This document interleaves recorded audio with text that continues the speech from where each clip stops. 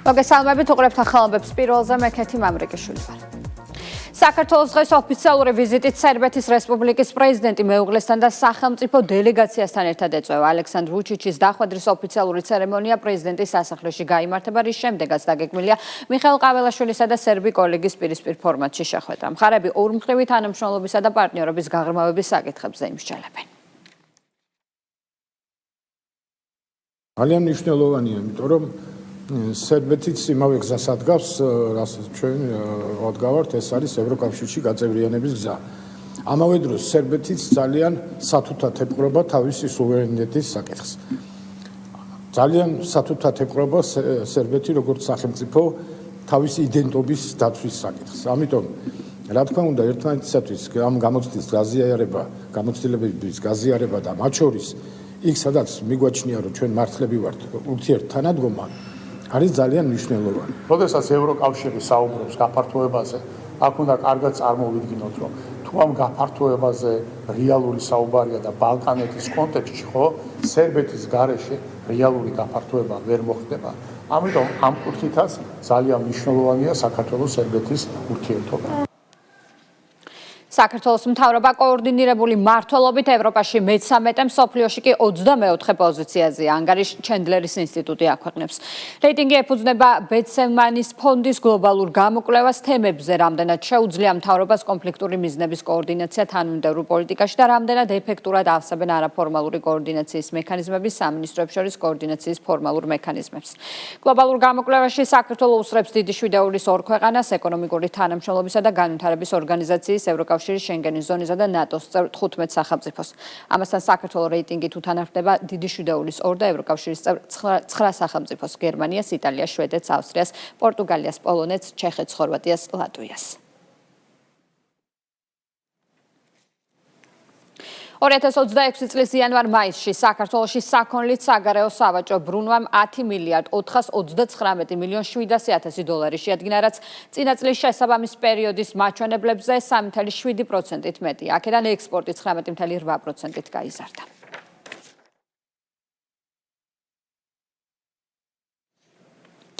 ფრაქცია ქართული ოცნების თავმჯდომარის პირველი მოადგილე გახარიას პარტიის წევრის იმ განცხადებას გამოეხმაურა, სადაც ვიკა ფილფანი პოლიციას ქართული ოცნების ხულიგნურ ბანდას უწოდებს. როგორც ლევან მაჭავარიანი წერს, ოპოზიციამ და მათმა მედია საშუალებებმა გმირი პოლიციელების გაშავების კამპანია დაიწყეს, რომლებმაც ქვეყანას ბოლო წლების განმავლობაში ბევრი საფრთხე აარიდეს. მისივე თქმით, პოლიციელები, რომლებიც ძალადობას მიმართავენ 45,000-მდე კეთილსინდისიერის სამართალდამცველის წინაშეც დამნაშავეები არიან, ვინაიდან მათი საქციელით ოპოზიციონერებს მთლიანად პოლიციის წინააღმდეგ ბინძური კამპანიის წარმოების შესაძლებლობას აძლევენ. მაჭავარიანი აღნიშნავს, რომ დღევანდელი ხელისუფლების პირობებში გადაცდომები დაუსჯელი არ დარჩება. იქიდან გამომდინარე, რომ ბოლო წლებში ჩვენმა სამართალდამცველებმა რადიკალური ოპოზიციისა და მათი უცხოელი პატრონების ხუთი რევოლუციური სცენარი გაანეიტრალეს და ჩვენს ქვეყანას ძალიან დიდი საფრთხე აარიდეს თავიდან, ამ მავნებლებმა თავიანთ მედია საშუალებებთან ერთად ჩვენი გმირი პოლიციელების გაშავების კამპანია დაიწყეს. მათ სურთ პოლიციელებს მწამებლის იარლიყი მიაწებონ და პოლიციელობა სამარცხვინო პროფესიად დაბრენდონ. საქართველოში გვყავს 45,000-მდე პოლიციელი და რა თქმა უნდა, როგორც ყველა პროფესიაში, ამ შემთხვევაშიც გამოიძებნებიან ადამიანები, რომლებიც ბოროტად გამოიყენებენ თავიანთ უფლებამოსილებას. სამწუხაროდ ეს ნებისმიერ განვითარებულ ქვეყანაში ყოველთვის იყო, არის და იქნება. ხაზგასასმელია ჩვენი ხელისუფლების დამოკიდებულება ასეთი ცალკეული გადაცდომების მიმართ. გადაცდომები არ დარჩება დაუსჯელი და როგორც უმაღლესი თანამდებობის პირების კორუფციულ საქმეებთან დაკავშირებულმა, ასევე კანონდამღვევი პოლიციელების დაკავების ფაქტებმა საზოგადოებას ნათლად დაანახა, რომ ქართული ოცნების პირობებში არც ერთი თანამდებობა თუ პროფესია არ წარმოადგენს ინდულგენციას და კანონის წინაშე ყველანი თანასწორები ვართ. რაც შეეხება პოლიციელებს, რომლებიც მიმართავენ ძალადობას, ისინი არა მხოლოდ მორალისა და კანონის წინაშე არიან დამნაშავეები, არამედ იმ 45,000-მდე გმირი სამართალდამცველის წინაშეც, ვინც კეთილსინდისიერად და პროფესიონალურად ემსახურება საკუთარ სამშობლოს, რადგან საბაბს აძლევენ მავნებლებს, რომ მსგავსი სამარცხვინო საქციელი მთლიანად პოლიციაზე განაზოგადონ და შემდეგ მსგავსი ბინძური კამპანიების წარმოების შესაძლებლობა მიიღონ. აღსანიშნავია, რომ ჩვენი პოლიციელები მოქმედებენ გაცილებით მაღალი სტანდარტით, ვიდრე ევროპის წამყვანი ქვეყნების სამართალდამცველები. ისინი ასევე ავლენენ პასუხისმგებლობისა და მოთმინების გაცილებით მაღალ სტანდარტს, ვიდრე ეს ევროპულ ქვეყნებში გვინახავს. ვიხილეთ უამრავი შემთხვევა ევროპის წამყვან ქვეყნებში თუ როგორ აგრესიულად და ძალადობრივად რეაგირებენ პოლიციელები დემონსტრანტების მხრიდან, მათთვის მიყენებულ უმნიშვნელო შეურაცხყოფაზეც კი ინტერნეტ სივრცე გადაჭედილია ბრიტანეთის, საფრანგეთის, გერმანიის და სხვა წამყვანი ქვეყნების მაგალითებით. ვნახეთ, როგორ უსწორდებიან ახალგაზრდა გოგონებს აღნიშნულ ქვეყნებში, ვნახეთ, როგორ დაანარცხეს ძირს 9 თვის ორსული ქალბატონი ნიდერლანდებში, ვნახეთ, როგორ გაუსწორდნენ მშვიდობიან მომიტინგეებს ხელკეტებით დანიაში. სამწუხაროდ სხვა უამრავი მაგალითის მოყვანაა შესაძლებელი. ჩვენი ქვეყნის სამართალდამცველებო, თქვენ ხართ გმირები, თქვენ მუშაობთ 24 საათიან რეჟიმში იმისათვის, რომ დაცული იყოს ჩვენი ქვეყნისა და მოსახლეობის უსაფრთხოება. ამას აკეთებთ საკუთარი სიცოცხლის რისკის ფასად. თქვენი პროფესია არის და ყოველთვის იქნება ერთ-ერთი ყველაზე ღირსეული და დაფასებული ჩვენს ქვეყანაში. ხოლო რაც შეეხება ჩასაფრებულ რადიკალურ ოპოზიციასა და მათ მედია საშუალებებს, რომლებიც ბინძურ კამპანიას ეწევიან თქვენი მისამართით, გპირდებით, რომ ჩვენ არც ერთ სიტყვას არ გაუტარებთ და ყოველთვის ისე დაგიდგებით გვერდში, როგორც თქვენ უდგახართ გვერდში საქართველოს. იმაშიც დარწმუნებული ვარ, რომ ამ მავნებლებს თქვენი დაცვა რომ დასჭირდეთ, მიუხედავად ყველაფრისა, ამასაც რა თქმა უნდა გააკეთებთ, ვინაიდან თქვენ ნამდვილი ქართველები ხართ და ემსახურებით მხოლოდ საქართველოს. პოლიციელების მხრიდან განხორციელებული ძალადობის ფაქტის მანიპულაციური გაშუქების საკითხი პოლიტიკური შეფასებების თემაა. კანონმდებლები განმარტავენ, რომ საქმეზე, რომელიც TV პირველის გადაცემის ანონსში ინფორმაცია გავიდა, გამოძიება დაწყებულია. კონკრეტული პირები დაკავებულები არიან, თუმცა დეპუტატების თქმით ამის მიუხედავად არხმა მომხდარი შემთხვევა სპეკულაციურად გააშუქა და ვითარება წარმოაჩინა. ისე თითქოს არც გამოძიება დაწყებულა და არც არავინ დაუკავებიათ. საპარლამენტო უმრავლესობის წევრებს მიაჩნიათ, რომ TV პირველის მანიპულაციების მიზანი პოლიციის რეპუტაციის შელახვა იყო. ქართული ოცნების წარმომადგენლების განცხადებით, თუ რომელიმე სამართალდამცავის მხრიდან ძალადობის ფაქტები დადასტურდება, მსგავს შემთხვევებს მყისწერი რეაგირება მოჰყვება და კანონის წინაშე ყველა პასუხს აქებს.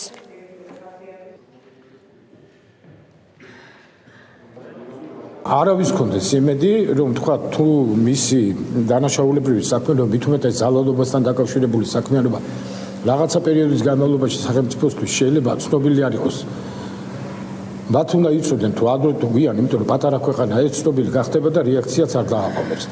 აქ მაშინ იქნებოდა კითხვები მართლა დასაბუთებული თუ იმის შემდეგ რაც ოფიციალურად ცნობილი გახდა ეს სახელმწიფოსთვის რაღაცა წლების გასვლა დაიწყებოდა ვიდრე რეაქცია იქნებოდა მიცემული ამ საკითხს, მაგრამ ეს ასე არ არის.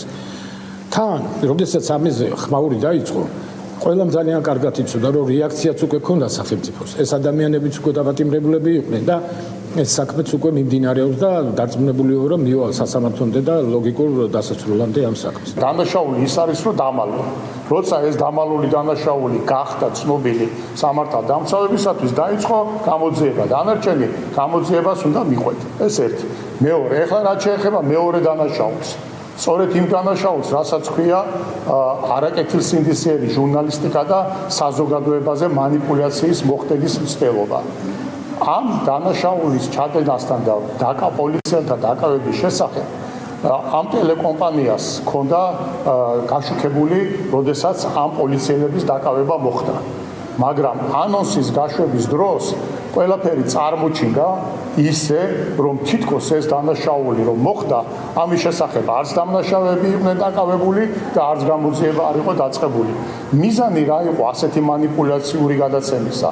მიზანი ის იყო, რომ გორში მომხდარი ის ფაქტი, რომელზეც სახელმწიფომ პისიერი გამოძიება დაიწყო, ამ ფაქტის და ასე ვთქვათ პოლიციის წინააღმდეგ სისტემური ასე ვთქვათ დაპირისპირების და პოლიციის ღირსების შელახვისათვის მოხდა აი ასეთი მანიპულაციური სიუჟეტის გაშვება, იქ რო ყოფილიყო აღნიშნული, რომ ამასთან დაკავშირებით გამოძიება უკვე დაწყებულია, ეს იქნებოდა კეთილსინდისიერი გაშუქება. ქარელის მუნიციპალიტეტის სოფელ ზღუდერში კულტურული მემკვიდრეობის ძეგლის წმინდა გიორგის ეკლესიის ნანგრევებზე ახალი ტაძრის უნებართვა მშენებლობის შესახებ განმარტებები კულტურული მემკვიდრეობის დაცვის ეროვნულ სააგენტოში გაკეთდა. სააგენტოში განმარტავენ, რომ უნებართვა მშენებლობის ფაქტი ჯერ კიდევ წინა წელს გამოვლინდა და სამუშაოების შეჩერების მოთხოვნით რუის ურბნისის ეპარქიას მიმართეს. ეპარქიის მხრიდან პროექტის შეთანხმების მცდელობას მხოლოდ დარღვევის გამოვლენის შემდეგ ჰქონდა ადგილი, თუმცა სააგენტოს ცნობით იქიდან გამომდინარე, რომ პროექტი შესაბამის სტანდარტებს არ აკმაყოფილებდა კულტურული მემკვიდრეობის დაცვის ეროვნულმა სააგენტომ თანხმობა არ გასცა. კულტურული მემკვიდრეობის დაცვის სააგენტოს წარმომადგენლები ადგილზე იმყოფებიან, სადაც შემდგომი რეაგირების მიზნით არსებულ ვითარებას სწავლობენ. სააგენტოს მონიტორინგის ჯგუფმა ადგილზე დააფიქსირა შექმნილი ვითარება. მიმდინარე სამუშაოების მოქმედ კანონმდებლობასთან შესაბამისობაში მოყვანის თხოვნით სააგენტომ დაუყოვნებლივ მიმართა სამუშაოების განმახორციელებელს რუის ურბნისის ეპარქიას. იყო მცდელობა, რომ შეთანხმებულიყო პროექტი სააგენტოსთან და სააგენტოს მიერ მომხდარიყო ძეგლზე სამუშაოების ნებართვის გაცემა, თუმცა ვინაიდან პროექტი ვერ აკმაყოფილებდა მოქმედი კანონმდებლობით დადგენილ მოთხოვნებს, ნებართვა ვერ იქნა გაცემული. მონიტორინგის ჯგუფის მიერ შედეგების ასე ვთქვათ დაფიქსირების შემდეგ სააგენტოს მიერ მიღებული იქნება კანონმდებლობით გათვალისწინებული ყველა ღონისძიება უნებართვო სამუშაოებთან დაკავშირებით. საქართველოს რკინიგზის წლიური ანგარიში და გაზრდილი ფინანსური მაჩვენებლები. გასულ წელს რკინიგზის წმინდა მოგებამ 152,700,000 ლარი შეადგინა. 2024 წელს ეს მაჩვენებელი მხოლოდ 68,200,000 ლარი იყო. კომპანიაში აცხადებენ, რომ წმინდა მოგების ასეთი შთამბეჭდავი ზრდა უპირატესად საოპერაციო საქმიანობის გაუმჯობესებისა და ფინანსური ხარჯის შემცირების შედეგია. აღსანიშნავია, რომ ეს ტენდენცია 2026 წელსაც გაგრძელდა. მიმდინარე წლის 5 თვეში კომპანიის ტვირთმბრუნვის მოცულობა წინა წლის ანალოგიურ პერიოდთან შედარებით 8%-ით არის მომატებული.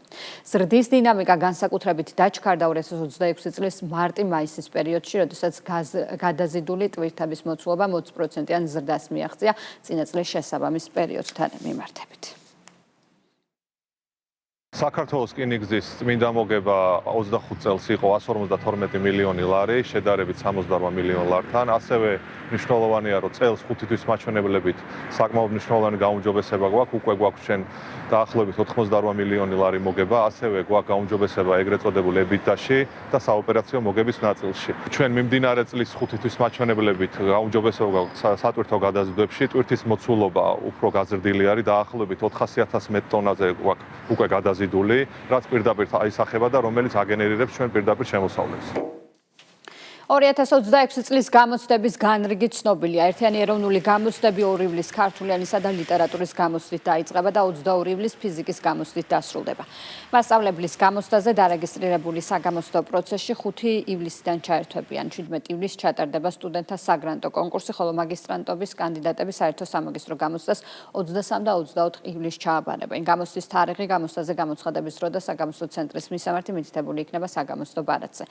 ინფორმაცია იმის შესახებ, თუ როდიდან შეძლებენ გამოცდასწრების საკუთარი სარეგისტრაციო გვერდიდან ბარათების ამობეჭდვას შეფასებისა და გამოცდების ეროვნული ცენტრის ოფიციალურ ვებგვერდზე გამოქვეყნდება.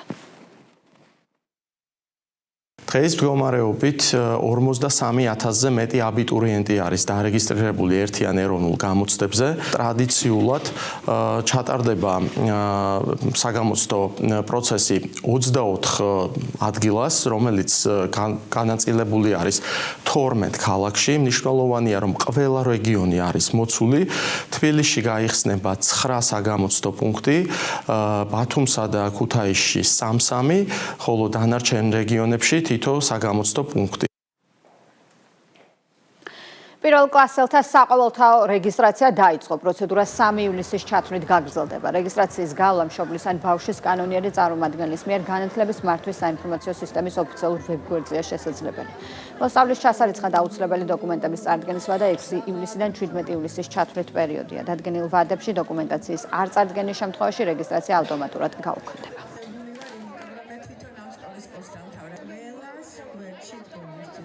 შინაგან საქმეთა მინისტრი სულხან თამაზაშვილი თბილისში სასაზღვრო პოლიციის სტრუქტურულ დანაყოფებს ეწვია. სასაზღვრო პოლიციის უფროსმა დავით თამაზაშვილმა შინაგან საქმეთა მინისტრს სასაზღვრო პოლიციის სწრაფი რეაგირების მთავარი სამმართველო სამუშაო სივრცე და აღჭურვილობა დაათვალიერებინა. მინისტრი ასევე დაესწრო ტაქტიკური მომზადების საჩვენებელ სწავლებას, რომელიც ტაქტიკური საცეცხლი და სამთო მომზადების სხვადასხვა კომპონენტებს მოიცავდა. სულხან თამაზაშვილმა სწრაფი რეაგირების მთავარი სამმართველოს ხელმძღვანელი პირებისგან დანაყოფის საქმიანობის ძირითადი მიმართულებების შესახებ ინფორმაცია მიიღო. მინისტრმა ასევე დაათვალიერა კინოლოგიური სამმართველოს ინფრასტრუქტურა, მათ შორის სასამსახურე ძაღლების განთავსების პირობები და ძაღლების წვრთნის პროცესს დაესწრო. შინაგან საქმეთა მინისტრმა სასაზღვრო პოლიციის თანამშრომლებს გაწეული საქმიანობისთვის მადლობა გადაუხადა და მხარდაჭერა აღუთქვა. სამეგრელო ზემო სვანეთის პოლიციის დეპარტამენტის თანამშრომლებმა მესტიის მუნიციპალიტეტში დამატებით 76 ეგრეთ წოდებული მაინერი ამოიღეს. გამოძების ინფორმაციით აღნიშნული მოწყობილობების საშუალებით ადგილობრივები დიდი რაოდენობით ელექტროენერგიის უკანონო და მართლსაწინააღმდეგო მოხმარებით სისტემატურად ახდენდნენ ციფრული ვალუტის გენერირებას და არალეგალური შემოსავლების მიღებას. ენერგორესურსით სარგებლობის წესების დარღვევის ფაქტებზე დაწყებული გამოძების ფარგლებში სამართალდამცველების მიერ ჯამში ამოღებულია 330 ეგრეთ წოდებული მაინერი, დანაშაული 3 წლამდე ვადით თავისუფლების აღკვეთას ითვალისწინებს.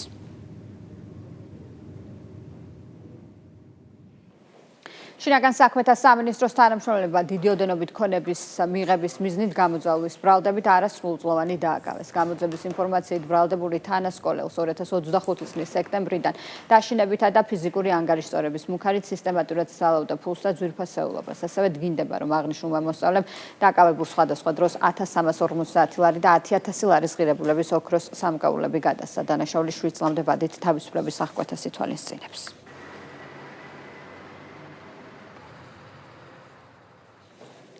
რაჭა-ლეჩხუმისა და ქვემო სვანეთის პოლიციამ განსაკუთრებით დიდი ოდენობით ნარკოტიკული საშუალების უკანონო შეძენა შენახვისა და რეალიზაციის ხელშეწყობის ბრალდებით წარსულში ნასამართლები პირი დააკავეს. სამართალდამცველებმა ბრალდებულის პირადი ჩხრეკისას ასევე სხვადასხვა ადგილიდან ნივთმტკიცებად სარეალიზაციოდ გამზადებული ნარკოტიკული საშუალება მეტადონი ამოიღეს. დანაშაული 20 წლამდე უვადო თავისუფლების აღკვეთას ითვალისწინებს. საპატრულო პოლიციამ თბილისის საერთაშორისო აეროპორტში ყალბი დოკუმენტის გამოყენებით საქართველოს სახელმწიფო საზღვრის უკანონოდ გადაკვეთის მცდელობის ბრალდებით ირანის მოქალაქე დააკავა. დანაშაული 5 წლამდე თავისუფლების აღკვეთას ითვალისწინებს. რეგიონული განვითარების მინისტრის პირველი მოადგილე იმერეთის სახელმწიფო რწმუნებულთან ერთად იმერეთში მიმდინარე ინფრასტრუქტურულ პროექტებს გაეცნო. მათ ქუთაისის მუნიციპალიტეტში მიმდინარე ოღასკურას კალაპოტის რეაბილიტაციის მიმდინარე სამუშაოები დაათვალიერეს. პროექტის მონიტორინგის ფარგლებში ასევე იმყოფებოდნენ ბაღდათის მუნიციპალიტეტში, სადაც სოფელ კაკას ხიდი, სოფელ ხანის დამაკავშირებელი ადგილობრივი მნიშვნელობის გზის რეაბილიტაციო სამუშაოებს გაეცნენ. პროექტი ითვალისწინებს სტიქიის შედეგად დაზიანებული გზის მონაკვეთის აღდგენასა და საყრდენი კედლების მშენებლობას. ხელისუფლების წარმომადგენლებმა ზესტაფონის მუნიციპალიტეტში მდინარე აჯამურაზე მდებარე ხიდის რეაბილიტაციო სამუშაოების შესახებ დეტალური ინფორმაციაც მოისმინეს. პროექტის ფარგლებში სრულად განახდება ხიდის კონსტრუქცია, სავალი ნაწილი, ქვეითთა ინფრასტრუქტურა და გარე განათების სისტემა. ქუთაისსა და ბაღდათის მუნიციპალიტეტებში მოვინახულეთ გამაგრებითი სამუშაოების მიმდინარეობის პროცესი. ორივე მუნიციპალიტეტში გეგმაგრაფიკის მიხედვით მიმდინარეობს დაგეგმილი სამუშაოები. ორივე პროექტი იქნება წლის ბოლომდე სრულად მიყვანილი ბოლომდე და ექსპლუატაციაში მიღებული. დღეს იმერეთის რეგიონში რეგიონული განვითარების მინისტრის მოადგილესთან ერთად მოვინახულეთ რეგიონული სამინისტროს მიერ დაფინანსებული პროექტები, რომლებიც ხორციელდება მოქალაქეების საჭიროებებზე და მოთხოვნებზე მორგებით. Այս qabalo ինֆորմացիա პირველ զայթ ունեն զուստատ 4-ը շախտը բիտրովիտ։